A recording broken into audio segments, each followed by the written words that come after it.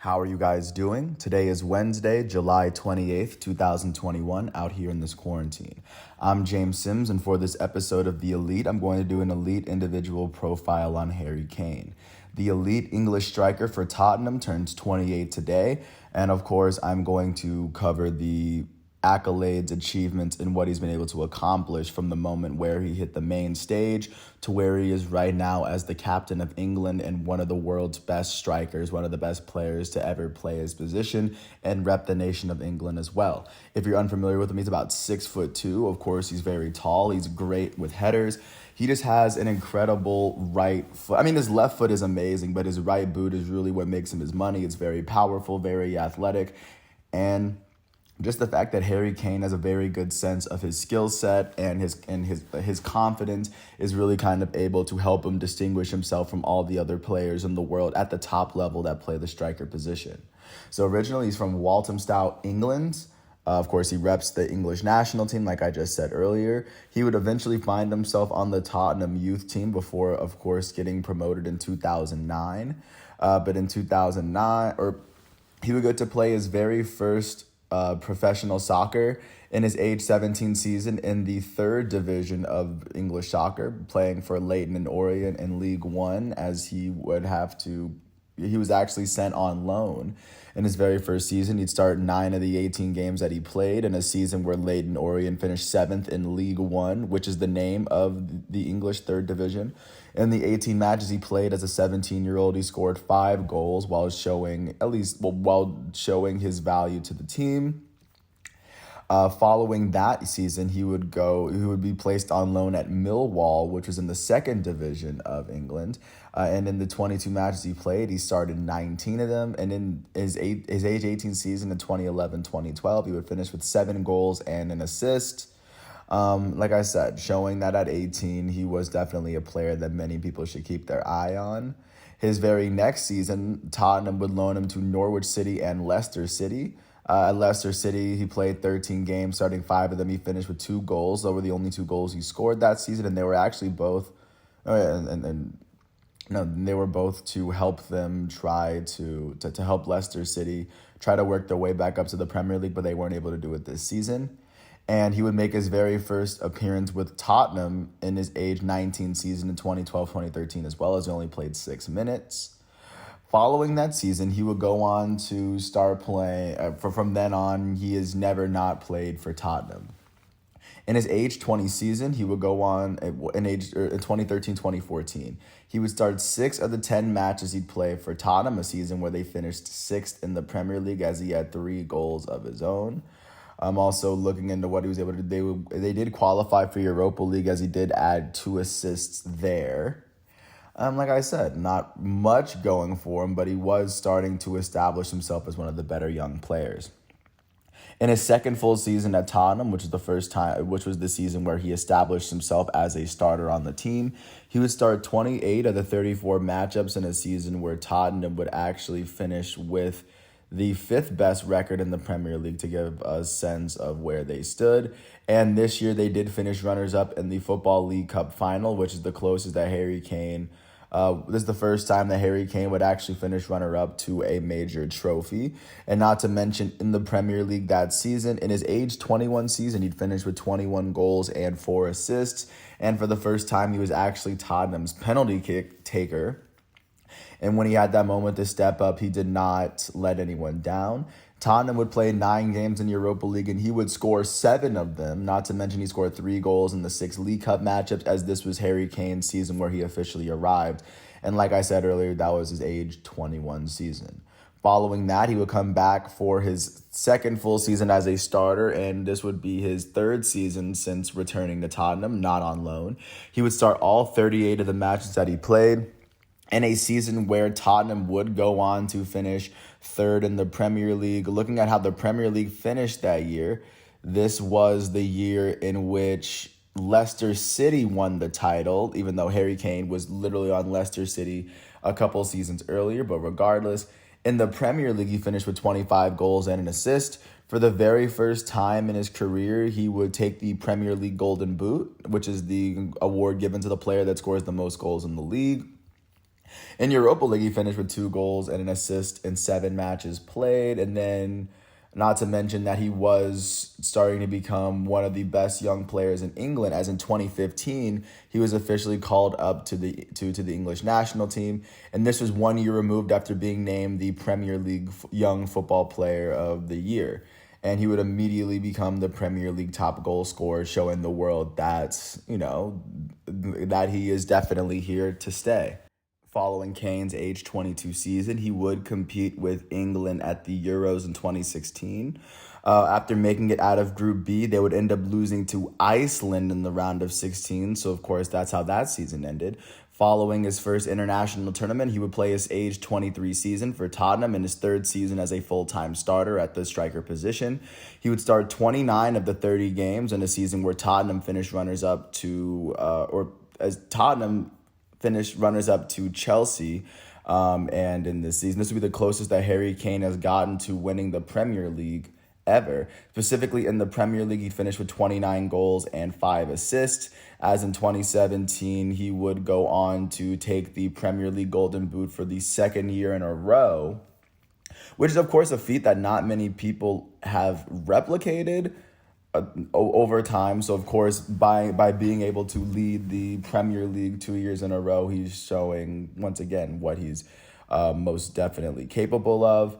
Not to mention that season, Tottenham would go on to get knocked out in the group stage of Champions League before they lost in the round of 2 in Europa. And just looking at how he fared, he finished with 4 goals in his 3 FA Cup games as well. He had 2 Champions League goals as he competed in his very first Champions League competition.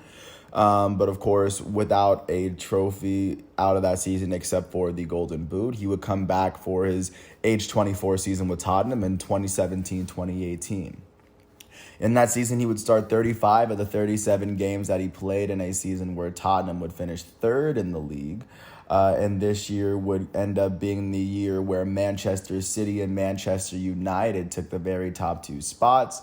But not to mention in 2017-2018, they would get knocked out in the round of 16 as Harry Kane was starting to establish him, was continuing to show the consistency. And I think that's when Son Heung-min was either he joined the team this year or the year after. Please don't exactly quote me on that one. But at the conclusion of the season, he would finish with 30 goals and 2 assists in the Premier League. That's the most goals that he was actually able to ever score in the Premier League, but somehow he did not take the Golden Boot because this was the season that it ended up going to Mo Salah, I believe.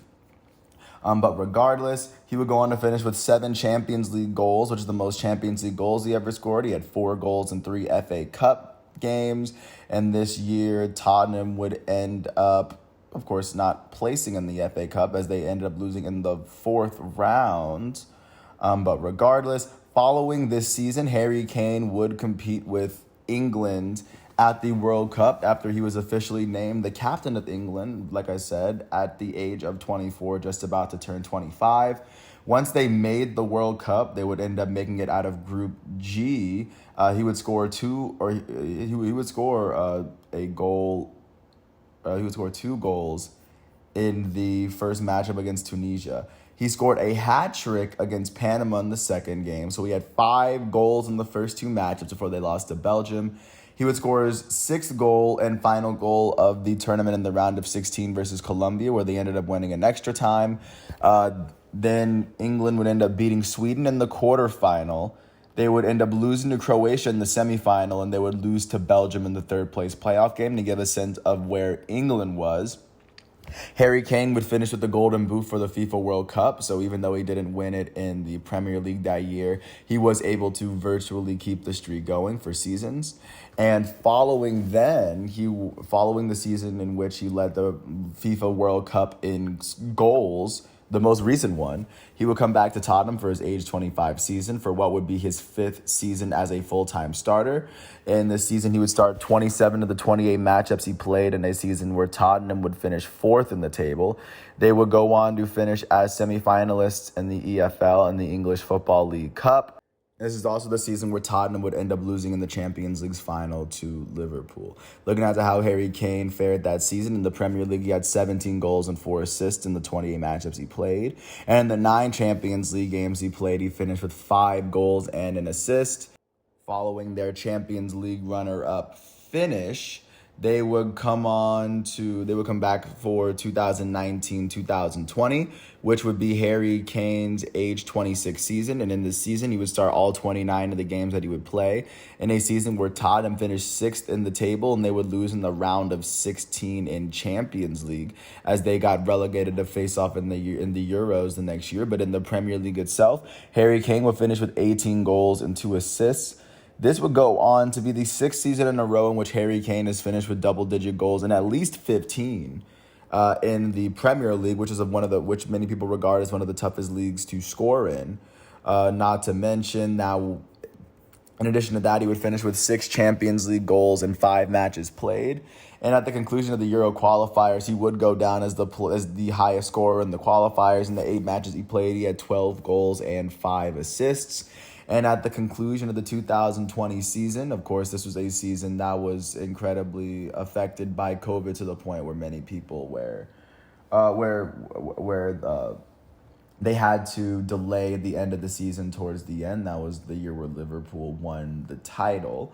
But of course, it would affect Tottenham. It would affect soccer to the point where the Euros would have to get moved back a year to this year. And of course, that would lead us into this most recent season that Harry Kane has played in 2020, 2021, in his age 27 season, a season where for most of the games around Europe, fans were not allowed into the stadium as a result of dealing with the quarantine in place due to the coronavirus vaccine.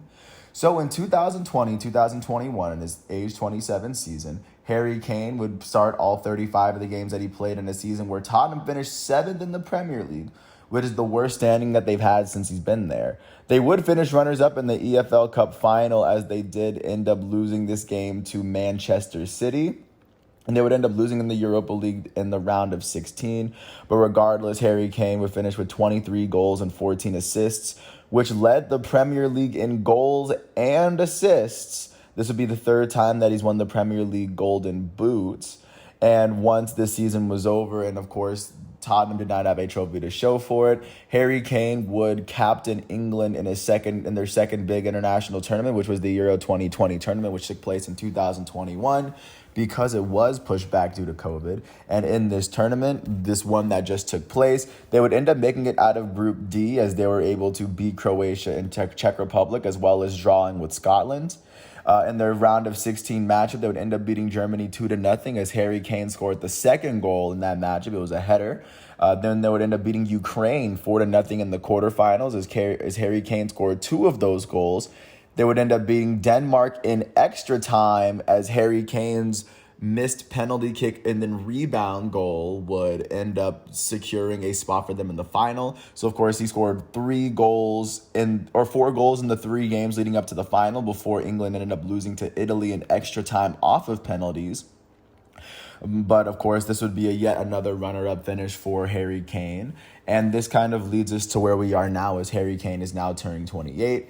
He's had multiple opportunities where he has shown the world that he is quite possibly the best player at his position that isn't, say, Robert Lewandowski.